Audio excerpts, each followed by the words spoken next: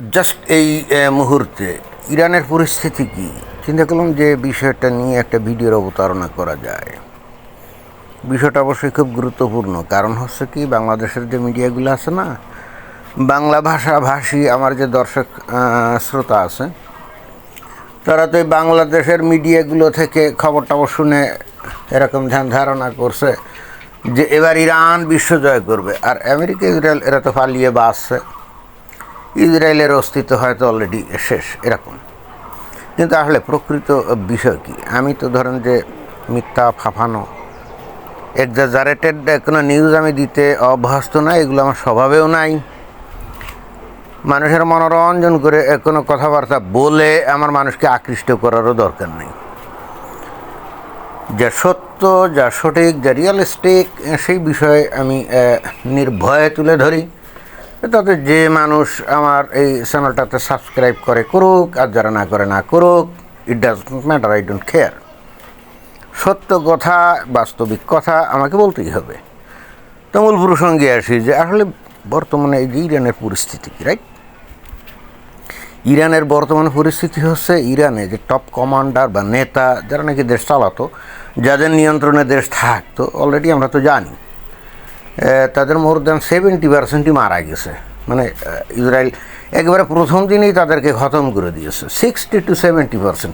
এবং তার মধ্যে সবচেয়ে শীর্ষ যারা ছিল তাদেরকেই মেরে ফেলছে। এবং আরও ইন্টারেস্টিং ব্যাপার হলো, ওদের প্রতিরক্ষা মন্ত্রী হিসাবে নতুন একজনকে নিয়োগ করা হয়েছিল, তাকেও গতকাল না পরশু দিন, গতকাল তাকেও মেরে ফেলা হয়েছে। এবং বর্তমানে যেটা আমরা শুনলাম কি গতকালই ওই যে আয়াতুল্লাহ আলী খামেনি মারা যাওয়ার পর সেখানে তো নতুন করে একজন আবার নেতা নির্বাচন করতে হবে, তাই না? Supreme leader.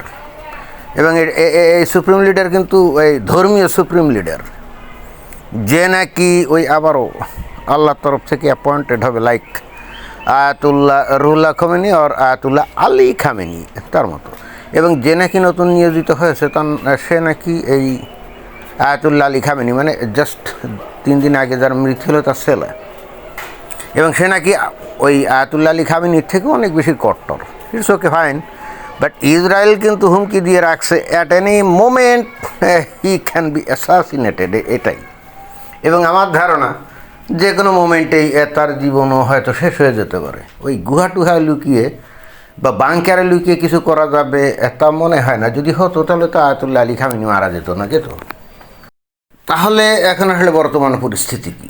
আমরা কিন্তু সবাই জানি যে ইরানে ওদের মিলিটারির থেকে, মানে নিয়মিত সেনাবাহিনী, তার থেকে ওই IRGC, ইরানিয়ান রেভলিউশনারি গার্ড, এরকমই, যেটা নাকি সরাসরি ওই যে ধর্মীয় নেতা আয়াতুল্লাহ আলী খামেনির নেতৃত্বে ছিল। এবং তার যে কমান্ডার অর্থাৎ চিফ অফ IRGC, সে তো ওই যে প্রথম দিন মারা গেছিল, পরে যে নিয়োজিত হয়েছে সে এখনও মারা যায়নি, তো যে কোনো সময় পড়ে যেতে পারে। বাট আসল ঘটনা হচ্ছে কি, এখানে IRGCর হাতেই হচ্ছে সবচেয়ে বেশি ক্ষমতা, এবং ইরানের যত গোপন অস্ত্র আছে সব এদের হাতে। এটা সত্য, ইরানের কিন্তু হাজার হাজার মনে করেন যে মিসাইল আছে, সবই ঠিক আছে, কিন্তু এগুলো মনে করেন যে ওই মাটির নিচে বাংকারে বা সাইলোতে আছে।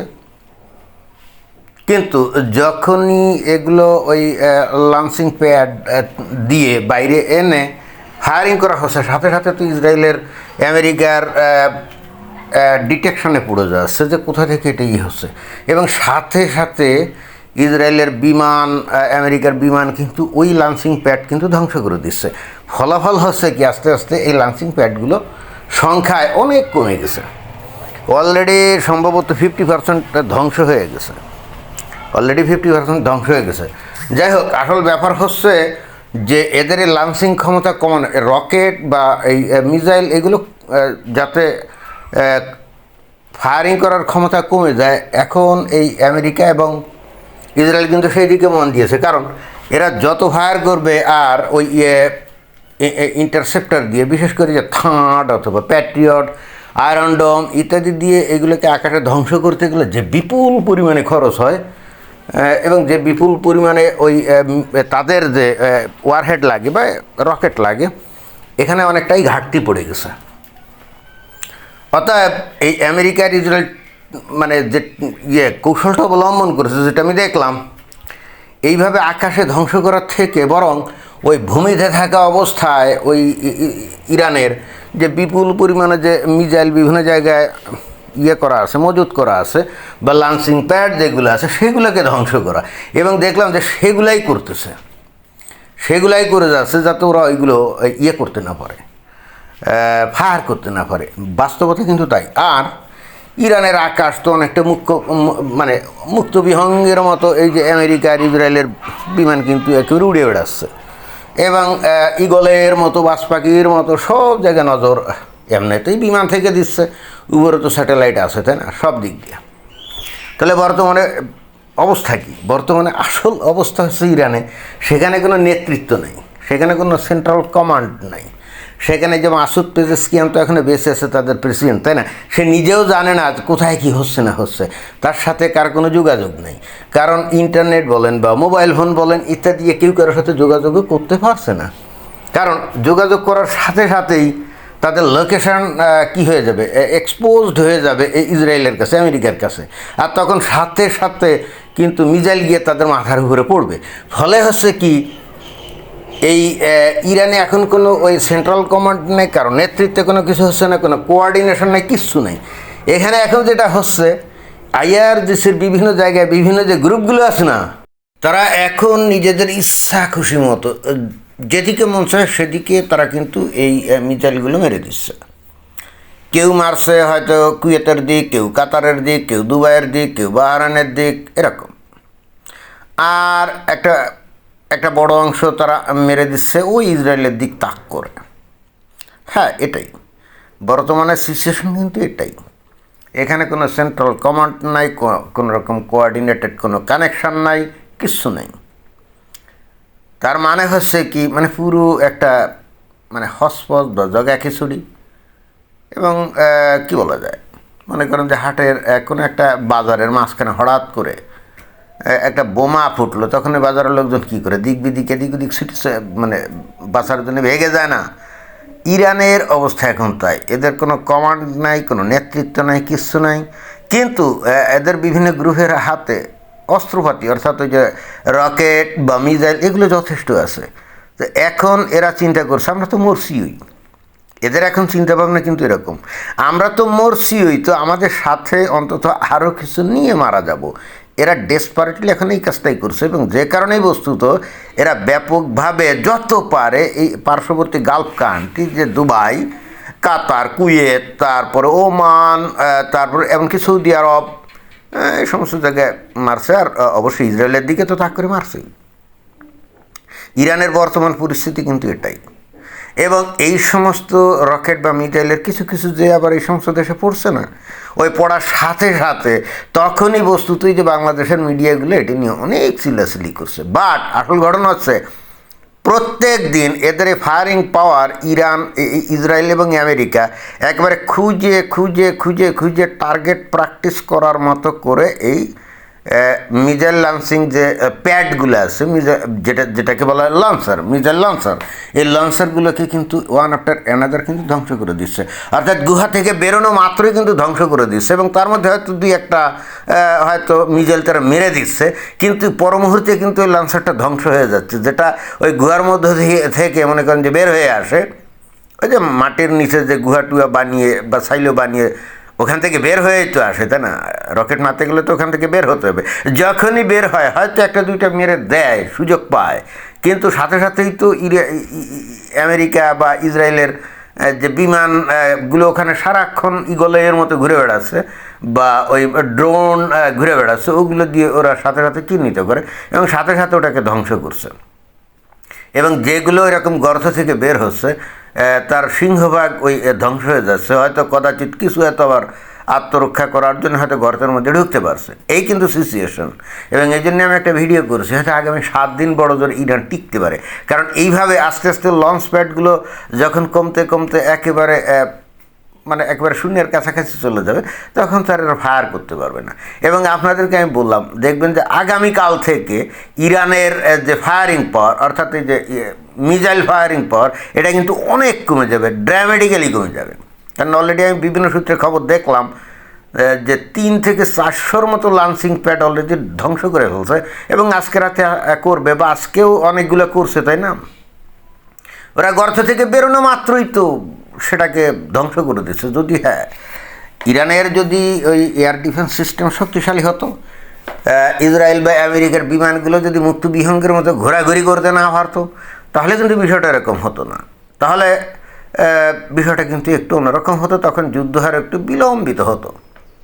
বাংলাদেশের মিডিয়াগুলোর সমস্যা কি জানেন? ওই এলো পাথাড়ি রকেট টকেট মারছে না, মিজাইল টিজাইল মারছে, এগুলো কিন্তু বেসিক্যালি খুব কোনো প্রিসিশন অ্যাটাক ট্যাটাক তাও না। কিছু কিছু অবশ্যই প্রিসিশন অ্যাটাক হচ্ছে, একেবারে হচ্ছে না তা না, কিছু কিছু জায়গায় কিছু কিছু ক্ষেত্রে হচ্ছে। তো এটা মনে করেন 10 to মনে করেন 15, অ্যাট বেস্ট 20%, আর বাকিগুলো কিন্তু র্যান্ডম এখানে ওখানে এলো পাথাড়ি।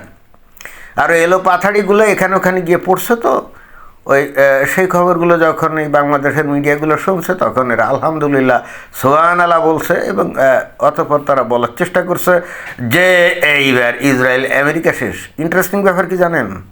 অলরেডি এই যে ইরানের কিন্তু নৌবাহিনী বলে আর কোনো কিছু নেই। ওদের যে নৌবাহিনীর জাহাজ টাহাজ যা ছিল না, সব কিন্তু ডুবাইয়া দিছে, এবং অলরেডি একটা কিন্তু ওই সাবমেরিন ডুবাইয়া দিছে। আর বাকি যে কয়েকটা সাবমেরিন আছে না, এগুলো মনে হয় যে ওই গাল্ফ যে আছে না, গাল্ফ, ওই পার্সিয়ান গাল্ফ আছে, বা পাশে যে ওমান যে গাল্ফ আছে, ওমান উপসাগর বা আরব উপসাগর, ওখানে যেগুলো ঘুরতো না, এগুলো অনেক দূরে ভেগে গেছে। এগুলো কিন্তু অনেক দূরে ভেগে গেছে। একটা খবর দেখলাম, শ্রীলঙ্কার উপকূল বরাবর একটা নাকি ইরানের জাহাজ ছিল। তো ওইটা কেন ওখানে চলে গেছিলো? কারণ ভেগে যাচ্ছিল। ওই গাল্ফ, পার্সিয়ান গাল্ফ অথবা অ্যারাবিয়ান গাল্ফের ওই অঞ্চলে থাকলে তো টার্গেটে পড়তো, এই জন্য অনেক দূরে সরে গেছিলো, শ্রীলঙ্কার উপকূলের দিকে গেছিলো। সেটাকেও কিন্তু ডুবাইয়া দেওয়া হয়েছে, বুঝছেন? অর্থাৎ ওদের নৌবাহিনী বলে কিন্তু এখন আর কিছু নাই, বিমান বাহিনী বলে আর কিছু নেই। কিন্তু অবশ্যই তাদের মিসাইল আছে অনেকগুলা। এখন এইগুলো তো গর্তের মধ্যে ছিল, এইগুলো তো আর ওই সবগুলোকে ধ্বংস করা যায় নাই। কিন্তু যেটা ইসরায়েল এবং আমেরিকান বিমান বাহিনী করেছে, সেটা হলো লঞ্চিং প্যাডগুলো ধ্বংস করতেছে। যত অলরেডি 300-র উপরে কিন্তু লঞ্চিং প্যাড শেষ করে ফেলছে মাত্র এই 3 দিনে, এবং বাকি 2-3 দিনের মধ্যে দেখা যাবে যে অলরেডি 70-80% ধ্বংস করে ফেলবে। তো ধ্বংস করে ফেললে তখন তো রকেট উড়াতে পারবে না, বা তখন মিসাইল আর উড়াতে পারবে না। বোঝা গেছে? দেখবেন যে কালকে থেকে ড্রামেটিক্যালি এদের এই মিসাইল ফায়ার পাওয়ার অনেক কমে গেছে। অতএব এটাই বর্তমানে আমার কাছে এই ইরানের পরিস্থিতি মনে হয়, এবং খুব উদ্ভট একটা পরিস্থিতি এখন ইরানে চলছে। কোনো কমান্ড নাই, কোনো শাসক নাই, কোনো সরকার নাই, মানে একটা পিকুলিয়ার একটা অবস্থা।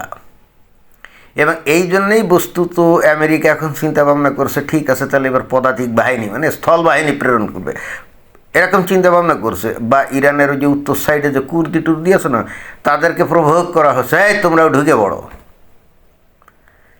এখন যদি ইরানের মধ্যেকার জনগণ যদি এই সরকারের এগেনস্টে বিদ্রোহ করে যদি রাস্তায় নামে, ওই যে কিছুকাল আগে যেমন নাম ছিল না, খুব দ্রুত কিন্তু পট পরিবর্তন হতো। কিন্তু এরা কিন্তু এখনও রাস্তায় নামে নেই, এবং দিস ইজ ভেরি স্ট্রেঞ্জ। এবং এটা যদি না করে তাহলে পরিস্থিতি কী হবে জানেন? সামরিক শক্তিতে ইরানের প্রায় শেষের দিকে, পরবর্তীতে এই ইরানের পরিস্থিতি মানে অনেকটা গাজার মতো হবে। এবং আমার কাছে কেন জানি মনে হয় যে কুর্দি টুর্দি লেলিয়ে দিচ্ছে না, এরা যে বিশাল অংশ দখলমাখল করবে না, এরা আলাদা দেখবেন স্বাধীন রাষ্ট্র ঘোষণা করে দিয়েছে। সেটাই হতে যাচ্ছে। আমার কাছে এখন মানে আশঙ্কার বিষয় হচ্ছে এটাই, যে কুর্দিরা তো আসলে সব জায়গায় নিগৃহীত, তাই না? তুরস্কে নিগৃহীত, সিরিয়ায় নিগৃহীত, ইরাকে নিগৃহীত, ইরানেও নিগৃহীত। তো এখন যদি আমেরিকার পক্ষ থেকে বলে যে ঠিক আছে তোমরা এক কাজ করো, অস্ত্রপাতি দিচ্ছে, ইরানে যতটা পারো তোমাদের এই জায়গা দিয়ে দখল নাও, ইরাকেরও যতটা পারো দখল নাও, সিরিয়ার যতটা পারো দখল নাও, নিয়ে ওখানে একটা রাষ্ট্র ঘোষণা দাও। এবং আমেরিকা হয়তো প্রথমেই তাকে স্বীকৃতি দিয়ে বলবে, বুঝছেন? And this is going to happen maybe in মানে ভেরি নিয়ার ফিউচার, এবং এটাই ঘটতে যাচ্ছে। ইরান কিন্তু শেষ। এখানে রাশিয়া বা ওই চায়না এরা কেউ এগোয়ে আসবে না। রাশিয়ার তো প্রশ্নই ওঠে না, কারণ ইরান ধ্বংস হলে রাশিয়ার লাভ, কিন্তু এটা অনেকে বোঝে না। কারণ ইরান বেসিক্যালি রাশিয়ার একটা রাইভাল। ইরানেরও মেইন এক্সপোর্টিং আইটেম কি? তেল গ্যাস, তাই না? আর এই রাশিয়ারও তো একই জিনিস, তাই না? তো তাহলে ইরান যদি দমে যায় তাহলে রাশিয়া তেল গ্যাস বেশি করে বিক্রি করতে পারবে না কি? তাই তো আসলে বিপদে ঘটবে চায়না, কিন্তু চায়নার অত সাহস নেই আমেরিকার এগেনস্টে এসে সরাসরি ওই ইরানের পক্ষ হয়ে লড়াই করবে। আর কেনই বা করবে? ওই চায়নার রাজনীতিবিদ বা সরকারকে ভালো করেই জানে যে ধর্মীয় কারণে এই ইরানের এরা এই চাইনিজদের ভয়ঙ্কর ঘৃণা করে ধর্মীয় কারণে। তো এদের রক্ষা করার জন্য ও আসবে নাকি? এবং একই কারণে রাশিয়া আসবে এদের রক্ষা করার জন্য, কারণ রাশিয়ার পুতিন বা রাশিয়ার লোকজন জানে না যে ধর্মীয় কারণে এই ইরানিরা মানে কট্টর যে এই শিয়ারা এরা এই ইহুদি নাসারা কাফেরদের ঘৃণা করে, জানে তো। তো একে রক্ষা করার জন্য কেউ আসবে নাকি? না, কেউ আসবে না। And this is the reality. ধন্যবাদ।